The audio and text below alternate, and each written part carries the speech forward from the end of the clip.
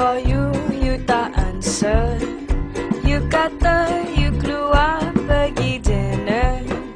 You kata you keluar dengan kawan you. But when I called Tommy, he said it wasn't true. So I drove my car pergi Damansara. Tommy kata maybe you tengok bola. Tapi bila I sampai you tak ada lagi lah. I jadi gila. So I called and called sampai you answer.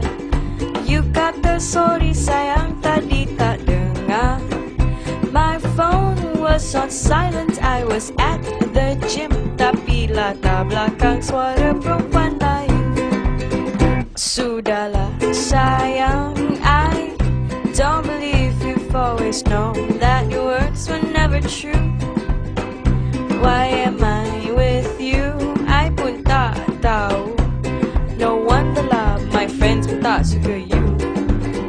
So I guess that's the end of our story. Akhir kata she accepted his apology. Tapi last kita dapat tahu she was cheating too with her ex-boyfriend's best friend,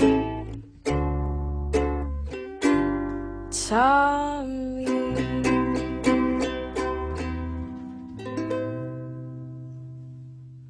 Kantoy.